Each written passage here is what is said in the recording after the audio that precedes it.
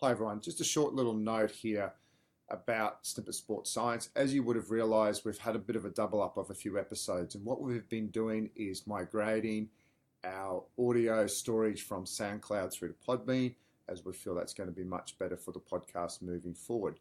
Also, as a result, there's been a lack of new episodes recently. We've just been trying to get this all updated so we're actually all releasing new episodes in one hit. And also Jared's taking a little bit of time out to visit his family in the US. This episode today is I'm interviewing Dr. Chris Bach, who works at the University of Nebraska. It's not a direct review of an article per se, but rather a great way of seeing how you can apply sports science into an application of the real world in terms of sports. And also, towards the end there, we start just talking about the things, if you are an aspiring sports scientist or even a strength and conditioning coach, of the skills that you will really need to truly transfer that and get the job that you want. So some really great practical advice. As I said, Jared's on a little bit of a break. I'm going to be doing a couple of solo episodes just to keep the content rolling and just to ensure that you stay in tune with some applied sports science. Sit back, relax and listen to this one. It's very implied and I'm really appreciative of Dr. Chris's time.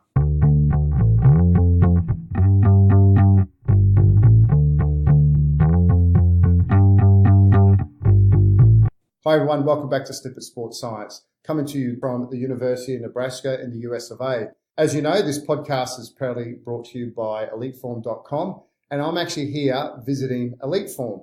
And whilst I was with Skip, he took me across to the University of Nebraska, where I've met Dr. Chris Bach, who is the director of Nebraska Athletic Lab. And he just took me around the facility and just really excited about how they've put such a pragmatic facility together, encompassing what we would be reading in journal articles about force plates, Biodex, Vicon cameras, although it's called Qualisys, sorry.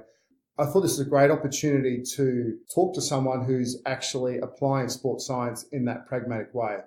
So welcome aboard, Chris. Thank you. Pleasure to be here. Now, a little, maybe an unknown fact, it's quite an infamous surname, Bach. You do have a connection, is that right? I do. I was told he's my sixth great-grandfather, even though I have little to no musical talent whatsoever. That's okay, but you have your artistic talent. I try to apply it in other ways, I suppose, yeah. Yeah, fantastic. So just to get it started, just a little bit of history about yourself and the journey that's taking you to the position today. And I know when we were walking around, you were telling me some stories about some great examples. So perhaps how you're able to bring some of your great facilities here and use it for your athletes. Yeah, so I guess I've got a little bit of a diverse background. You know, the term sports science that everybody talks about now, I'm not really even sure what it means anymore. I think you have people coming from so many different areas. It could be strength and conditioning focused, physiology focused, nutrition focused, biomechanics, whatever it might be. My undergrad I did in biochemistry, cellular, and molecular biology at the University of Tennessee. Then I moved on to do a kinesiology master's where I started off in biomechanics. I did that for a year and then I was really fortunate to take a class with a certain professor at Tennessee in exercise physiology.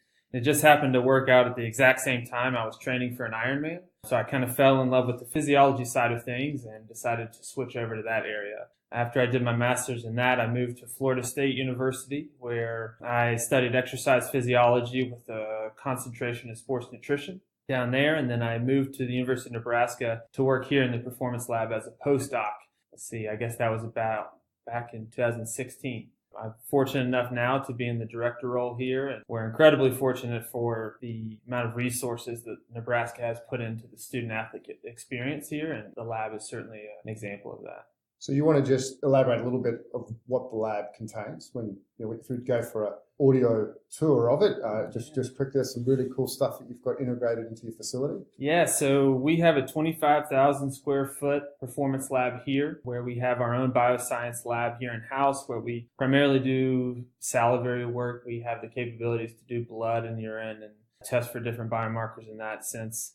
We have our DEXA here. We've got a full-blown motion capture system downstairs as well with three different playing surfaces. So we have a Mondo track, we have a basketball court, or a half-court basketball court, and then we also have turf. So we can kind of see how the athletes would perform in their natural environment, if you will. So they can wear cleats or spikes or basketball shoes, and we can kind of get a little bit more sport-specific assessment of their movement. With that, we have 12 force plates embedded in the ground, as well as just a bunch of other different technologies here and there to really use at our disposal to try to answer the questions that are being asked by the coaches. And I think that's the key, is it all starts with the question that's being asked first. And you were saying, was it different before you came on, the approach, the philosophy of the lab? Yeah, I think when the lab was originally built, it was primarily designed to be more of a research-focused lab. We've tried to really take it and have it be flip that on its head and have it be a performance-focused lab now, to where really the way I see us is we're practical problem solvers. And I should take a step back here and talk about our team. Our team is a team of about 5 sports scientists now from all different backgrounds. So we have a motor control, motor learning specialist. We have a biomechanist. We have myself being more of the physiology and nutrition side of things. We have a developmental psychologist who runs our bioscience lab. And then we also have a biosystems engineer as well. So basically we do that so we can kind of look at performance through multiple lenses and, make sure that we're kind of leaving no stone unturned when it comes to performance. Using that approach, so you have an athlete A would come in to see you with Coach B. And so kind of run us through the process that would happen. Well, yeah, like I said, I kind of see us as practical problem solvers. We have to start with the question. What question is our coach asking, or our athletic trainer, or our strength coach? What question are they asking? And then how can we put our minds together, our research backgrounds together to best answer those questions? I think too often people just get caught up with the technologies that are out there in sports science, and they almost start with the technology and then ask the questions. Whereas in my opinion, I think it has to start with the question and then, okay, what modality do I need? What technology or testing equipment do I need in order to best answer that question? So really I'm going to give you the prototypical science answer. It depends. Sure. It depends on what they're coming to us for. So it could be a return to play scenario with an athlete coming back from an ACL and maybe doing a little bit more sport specific movement to further aid the athletic medicine staff to kind of take a little bit more guesswork out of the process for them. It could be kind of a performance area. Let's take a look at their technique coming off the starting blocks and track, or something along those lines.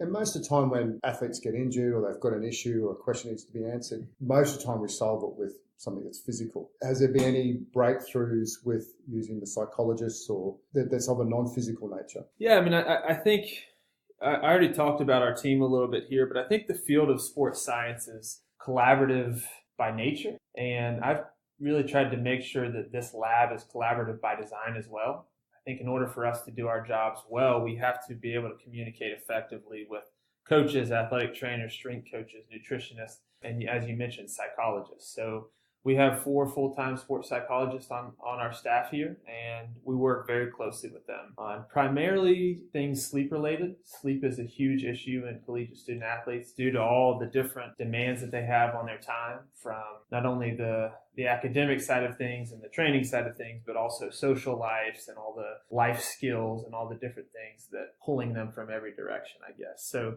we absolutely collaborate with sports psychology quite a bit, actually, on, I'd say primarily it's sleep at the moment, and try to address it. Maybe it's more of a sleep hygiene issue, or potentially could be more stress anxiety related, just to make sure we're tackling it from the right angle. Yeah, it seems to be quite a hot topic at the moment, sleep hygiene and use of digital screens and so forth. And I guess also with the academic side as well, that must be an issue because a lot of the work's now done on computers. Absolutely, yeah. I think the NCAA did a poll, I believe it was in 2016 or 2017, and the number 2 complaint was lack of sleep.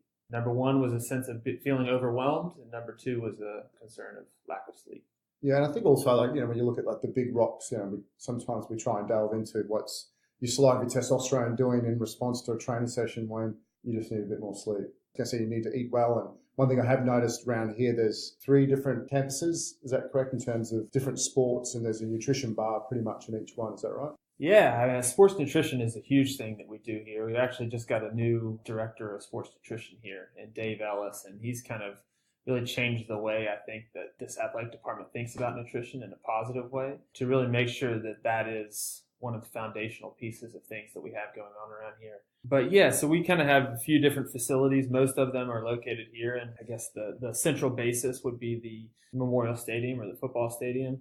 But there's the Devaney Center as well as the Dillon Tennis and Soccer Complexes. So just within maybe a mile here at the campus. So I've just gone for a tour of the facility and mind kind of blown in terms of like just really beautiful facilities. You know, everything's really well thought out. And I think, as you said, that no sports really being left out, which is I think is quite good in terms of if you're an athlete looking towards going to university, you know, if you're a minnow sport, that you're still going to have a nice changing room. Yeah. They've, like I said, Nebraska has done a phenomenal job on really putting a lot of resources into the student athlete. And that's from football all the way down to lesser known sports. So yeah, just make sure that we are providing them with whatever resources they need to be successful, you know, in the classroom and obviously on the playing field. Yeah, for sure. Now, I'd like to get into a couple of little projects that you may have been doing with your athletes. I know you spoke about some of them. So would you be able to give some examples on how you've been able to take all the great equipment and actually apply that in a pragmatic sense? Yeah. So we had an athlete coming back, actually had transferred to us with a torn patellar tendon, and he was about a year post-op. The athletic medicine, one of the athletic trainers came to us and said, hey, based on the dynamometer testing, the right and left leg seem equally as strong, right? Quads, hamstrings, some of the more basic clinical type testing that you're going to see. And so we said, okay, well, let's take a look at him in a little bit more of the sport-specific context. So we put him into his playing environment and kind of tested him cutting off of his injured leg and off of his non-injured leg, doing exact drills that he would do in practice or in a game. And based on that, we saw that he was actually avoiding one knee, the hurt knee, over 80% more than he was on the left knee. This, again, using this through our Qualisys system as well as our force plates to take a look at the kinetics and kinematics of his movement. And I guess as a result of that, we then talked to the athletic trainer and said, hey, look, and the strength coach and said, hey, look, the strength is there, as you mentioned, but he's still avoiding it. So the athletic trainer then created a much more dynamic protocol for the return to performance side of things. So that's just one of the ways that we've kind of taken some of the technologies and I guess been flexible in how we're going to create an environment to best test the athlete. So it can be kind of a return to performance side of things like that, or return to play, depending on the terminology you want to use. Or it could be something more performance related. How is an athlete coming off the starting blocks, as I mentioned earlier, or maybe taking a look at a technique of like a volleyball spike jump, for example, and taking a look and seeing how athletes are jumping in different ways, whether they're ankle dominant, knee dominant, hip dominant, and relaying that information to the strength coach, as well as taking a look at the technique and breaking it down with the coaching staff to see if there are some other ways that they could benefit from that information as well. And has that taken a while to get that, you know, you see the information, has that taken a while to, I guess, being embedded and taken on board by the coaches? Because I'd imagine at first it could be the coach may be taken a bit back saying, well, I know what I'm doing here. Yeah, absolutely. I think first and foremost, you have to, we're here to help, right? And we're here to provide these teams and these coaches with whatever they need to succeed here in Nebraska. I don't think that you can just start off and meet with a coach for the first time and talk about kinetics and kinematics and physiology and all these things. I think they just kind of need to get to know you from a personal level, sit down with them, have a coffee, and just say, hey, how can we serve you? Because at the end of the day, that's what we're here for. As they see you around at practices, as you're more involved and typically starting small, we don't just jump right into the deep end. A lot of times we'll kind of dip our toes in the water and then slowly build from there to make sure that the foundation of sports science that we have with the program is strong before we start to add some of the more intricate, detailed side of things you might see. Which is like all good coaches, is all about relationship building, isn't it? Absolutely. Yeah. And I know you were talking to me about another validation study with Elite Form, which was a simple study, but if you're able to run through that about what you did with the system, since obviously very apt that we're here at Nebraska and Lincoln with the company. Yeah, so we have quite a few Elite Form systems here that we use throughout our athletic department. And one of the things that we wanted to say is, okay, it's great that we have these systems, but at the end of the day, with all the technologies and everything else that's out there, I think the first question you have to ask is this giving us quality data that we can and should be making performance decisions on? The reality is there's a lot of snake oil out there. There's a lot of information and data that you can get from different technologies in any respect of sports science that is maybe not validated and not reliable. And I guess kind of the way we thought of it was, if our coaches are going to be making performance decisions off of this information, then we need to make sure that information and that data is quality data. So what we did was we actually validated the Elite Form system here within our lab. We used our Qualisys cameras to use that as our gold standard and break that down. And what are we seeing with that compared to what the Elite Form system is giving us on peak power, peak velocity, and average velocity?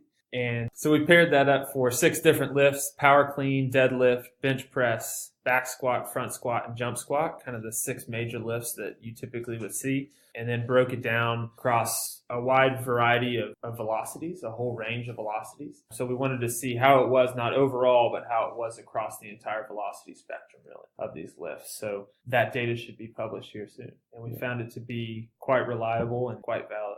And for me, because obviously, as you know, I've used Elite Form quite extensively as well in my own facility at the Academy of Sport. And we've been trying to get onto this work. So it's quite nice to be seeing the work that you've done that says the system is quite reliable when we try to compare stuff against the gold standard. And what is a gold standard? I think you've done a really good job there. So that's quite good to know that the system's actually given us good, reliable data against a wide spectrum of velocities, from, your slower lifts of a bench press through to a jump squat, and then also breaking that down within the different speed bands within a lift. And within your lab, is there anything new that you're looking towards working with? Well, I think we're always just trying to make sure we're trying to stay ahead of the curve. So each one of us, respectively, having different backgrounds, I think we're always kind of trying to dive in and making sure that if certain ideas are coming through, then let's make sure we're kind of on the front end of that, or try to be anyway. At the same time, I think having kind of this multidisciplinary approach within a lab has been really beneficial, at least for my standards. I'm certainly learning from them, but I think it really helps for myself as kind of more the physiology trained individual to speak with the biomechanist and kind of talk about how our areas interplay when we're discussing individual athletes or teams and how we're training them and that kind of thing. It just really helps with the communication and the understanding of performances so multifactorial and multidisciplinary that I think when we only look at it through one lens, that's like looking through a keyhole and trying to describe the outside world, right? So we need to look at it from so many different areas, and that's what we try to do here. Yeah. And just in closing, any advice for graduates coming out there when their resume is coming across, when they come to meet you, aside from having a great knowledge base, what do you see that they need to be developing? Yeah, well, it's funny that you say besides a great knowledge base, because I think that's actually where a lot of in my opinion, I think that's this bridge that we talk about of bridging research to the real world. I think that the knowledge base in a large portion is there, and these academic institutions are teaching the content, physiology or biomechanics, whatever it might be, and that's how it kind of has to be. I think one of the reasons that bridge has been so difficult to build for a lot of people is because in the academic setting, it's very difficult, if not impossible, to teach context. And I think what you're going to have to do is really have these, I guess my suggestion would be to get out in the field and go to practices, talk with coaches, be there and see how these ideas and content and everything that you're learning in the class is actually being applied in the real world. Because the reality is it's not very clean sometimes. And we think about how things are done in a research lab setting and everything is controlled. You can control what you can control out on the field. And you've got to do your best to get that quality data that a coach can make performance decisions off of. So I guess it would just be get out there, get your hands dirty, and try to understand how you can take the content that you're learning in the academic institutions and applying it onto the field. Yeah, it just reminded me of a great story, and sorry for me digressing here. There was You'll find I have no problem with that. So there was a person I worked with in a hockey program back in Queensland, and he did skill acquisition, and he was trying to tell the athletes, this is how you've got to do it. And the athletes kept saying, it's not going to work. But, he's going, well, no, according to what I've learnt, this is how it should work. And then he actually tried it himself and found out that, what the textbook said is, he said context didn't work well with this group. So to further his learning, he actually started taking up the sport. And that helped his understanding, or taking the content and put it in the right context, and being able to deliver it much better as a practitioner. Yeah, absolutely. I think sometimes we overthink ourselves. When I was at the University of Tennessee, I actually worked my way through college by working in facilities in the athletic department. And I remember when we used to put down the basketball and the volleyball courts, and those are really heavy pieces of wood. And I remember one day putting it down thinking, this is so difficult and this is very hard to do. There must be an easier way. And so I proposed, hey, let's try this new way, thinking that I had the key. I had the ticket to figure out the best way to do it, when these people had been doing it for 20 plus years. And they thought through everything. So they let me try it that one day, and it was a complete disaster. But yeah, I mean, it's a lot of times I think coaches are far ahead of the science, and they see things with their eye. Maybe they don't know exactly what they're seeing, but they can say, hey, look, something's wrong with Chris over there. And we can maybe define it and quantify it and add to that. But yeah, it's funny when you get to the context side of things, it's a little bit different. And I definitely think also that when I started in the coaching industry, we didn't have AMS systems, we didn't have much fancy stuff. So you learnt off coaches who learnt from just using their eye, their coaching intuition. And I do think without getting your hands dirty, you lose that skill. And that's one thing that you don't develop. And that's something that I always say to aspiring strength coaches, or any coach or any type of scientist, is, get your hands dirty, as you said. I think that's really important. Yeah. I think another thing is that the reality is that we're not always the most important person in the room. And I think that is sometimes lost in the overall context of sport. The reality is there's a time where the strength coach, time in the year where the strength coach is maybe more important than the head coach. And there's a time where the athletic trainer may be more important than the strength coach. And there's a time where maybe somebody else at that performance table should maybe kind of be put on a pedestal over others. And that, to me, is kind of this ever-changing performance model, right? That's a good point. Kind of how it works, right? Yeah, very good advice. So keeping it short and sharp. Thanks for your time. Look, really appreciate it, you taking time out of your day to show me around the facilities, which, I think are just absolutely fantastic. So well done there. If anyone wants to follow you, what are your socials so they can see what you're up to? Yeah, really only on Twitter is at Chris W. Bach, B-A-C-H. And then my email is just cbach@huskers.com. So those are really probably the two best ways to reach out to me. Fantastic. Thank you for your time. Thank you.